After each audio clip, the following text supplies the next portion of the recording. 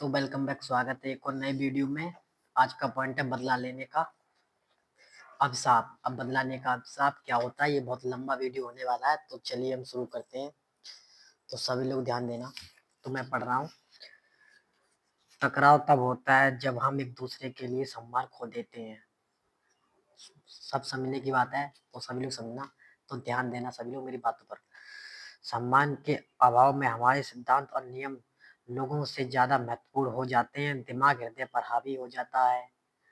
फिर हम जिसे के खिलाफ होते हैं उसके ऊपर वे सिद्धांत थोपना शुरू कर देते हैं। युद्ध को बढ़ावा देने वाले सर्दियों से जानते हैं कि दूसरे पक्ष को अमानवीय बनना लाभदायक होता है। यदि आप अपने विरोधियों को राक्षस बना देते हैं तो अच्छे लोगों के लिए उनसे नफरत करना आसान हो जाता है। तो बिल्कुल सही बात है, सभी लोग ध्यान देना। कोई भी समाज शांति के पथ पर एक कदम तब उठाता है जब वह अपने दुश्मन को इंसान के रूप में पहचान लेता है, और यह बदलाव एक समय में एक व्यक्ति में होता है। यह मुझे बदला लेने के विषय पर लाता है, यह सोचना कि मेरे साथ गलत हुआ और मुझे इसे सही करना है। यह भावना बड़ी गहराई से जायज लग सकती है। कहाँ पर थे भाई, बोल।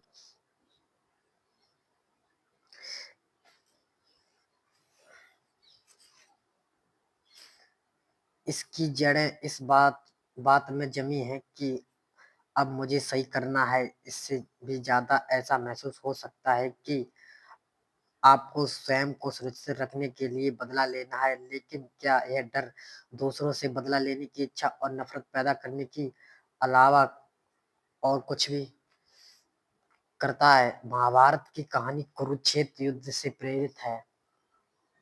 एक टकराव जो चचेरे भाई के दो समूह कौरवों और पांडवों के बीच संघर्ष उत्पन्न हुआ। दोनों ने महसूस किया कि वे कुरुवंश के असली उत्तराधिकारी हैं नहीं थे। कुछ लोगों का मानना है कि इस युद्ध ने कलयुग की शुरुआत की, और 4 युगों में से एक युग या समय। भारतीय पौराणिक कथाओं के अनुसार कलयुग एक ऐसा समय है जब कलह झगड़ने और बढ़ जाते हैं। महाभारत में बदला लेने की एक कहानी है जो हमेशा मेरे निकट रही है। ये दर्शाती है कि जब हम अपनी स्पष्टता को खो देते हैं कि हम कौन हैं, तो क्या होता है। विशेष रूप से हमारे हृदय के अंदर शांति के साथ संबंध के बारे में, और यह सही तरह से चुनने के महत्वपूर्ण की बात भी है। युद्ध के मैदान में कृष्ण और अर्जुन मौजूद हैं। इसका असली विवरण तो एक बहुत लंबी और उजली हुई कहानी है कि इसका ज्यादातर हिस्सा व्याख्या और बदलाव के लिए खुला है, इसलिए मैं जितना हो सके सरलता से संक्षेप में बताता हूँ। तो सभी लोग समझना। महाभारत के युद्ध के समय बाद परीक्षित नामक एक नेक राजकुमार राजा बन गया।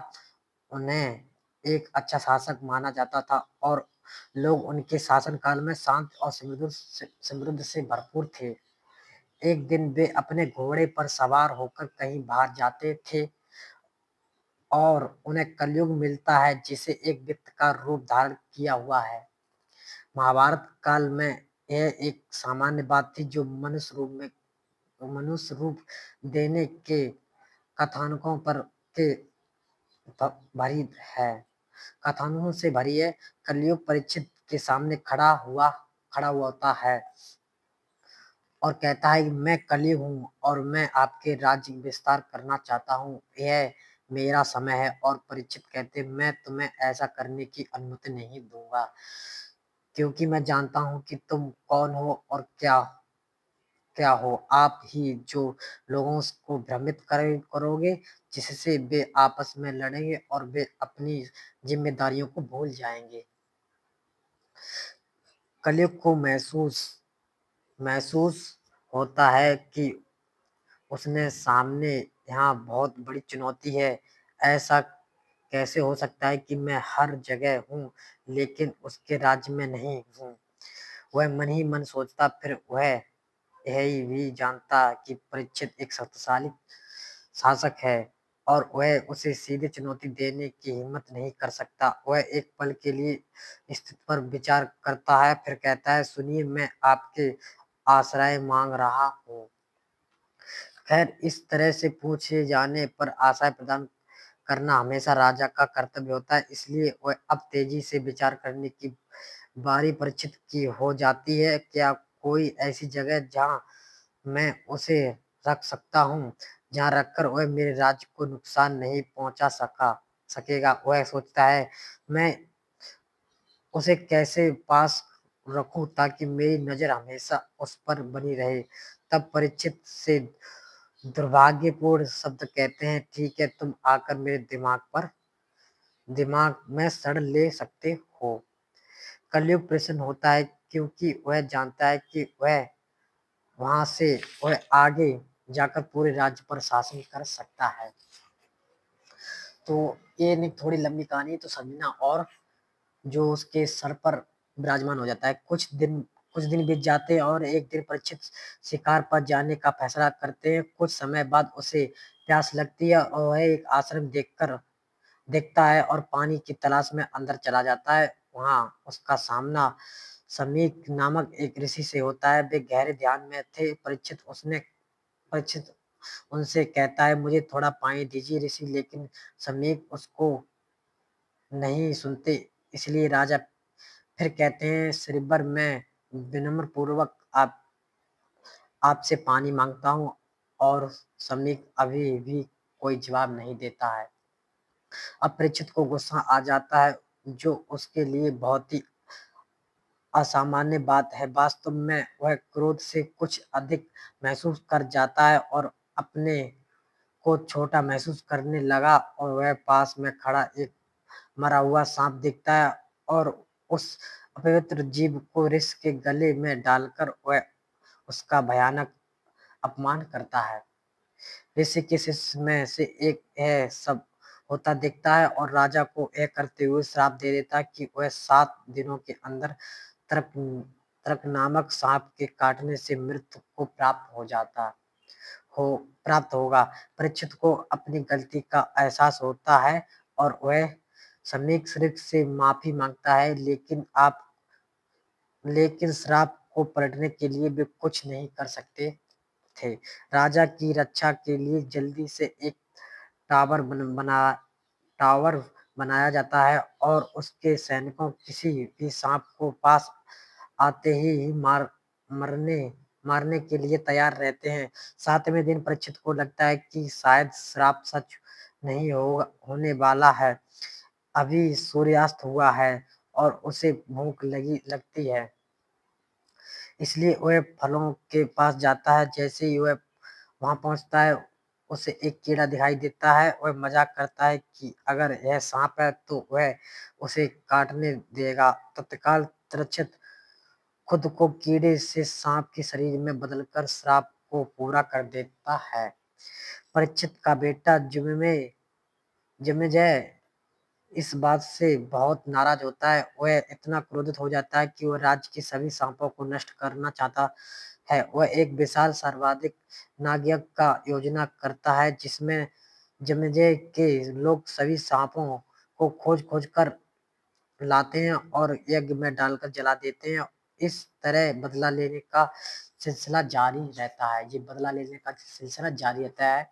कहानी में परीक्षित समीक का शिष्य और जन्मेजय सभी को लगता है कि वे अन्याय के शिकार हुए हैं। इस भावना से उनका क्रोध आता है और वही क्रोध उनके मार्ग से सब कुछ जला देता है, जिसमें उनकी अपनी समझ भी शामिल है कि वे कौन हैं। जमजे को अंत में एक अन्य ऋषि आस्तिक द्वारा यज्ञ को रोकने के लिए राजी किया जाता है। आस्तिक कहते हैं, अभी भी तक्षक के अलावा शेष जीवित सांप निश्चित रूप से निर्दोष हैं और वे मौत के काबिल नहीं हैं। यदि आप उनके प्राणों को वक्त देंगे तो आपका यश बढ़ेगा। जोंजे ने सांपों को जलाना बंद कर दिया। यदि आप रुचि रखते हैं तो मैं आपको कलयुग की कहानी के बारे में और जानने के लिए छोड़ रहा हूँ। नहीं तो पता चला मैं पूरे महाभारत को ही संक्षेप में प्रस्तुत करने का समाप्त करने का प्रयास कर लूंगा। बात यह है कि कलयुग आ गया है और स्पष्टता चली गई है। फिर किसकी पकड़ पकड़ रही जाती है? क्रोध, दर्द, भय, बदला, ये सब बार बार दोहराए जाते हैं। भय का यह चक्र दुख के अलावा कुछ नहीं पैदा करता है। आप आंख के बदले आंख की मांग कर सकते हैं, लेकिन गांधी जी ने तो इसके लिए यहाँ तक कह दिया था, ऐसा करने से सारी दुनिया अंधी बन जाएगी। क्षमा पर एक अलग दृष्टिकोण, ये अगला पॉइंट है। ये कल की वीडियो में लेकर आऊंगा। आप ये वीडियो बहुत लंबी हो गई है, तो ये तो तुमने सभी लोगों ने पॉइंट समझ लिया होगा। बदला लेने का अभिशाप यही होता है, और तुमको पता है इस दुनिया में क्या से क्या हो रहा है। शांति संभव है या नहीं? शांति संभव है, पर खुद में शांति होनी चाहिए। तुम्हें दूसरे लोगों से कोई मतलब नहीं है। तो थैंक यू गाइस।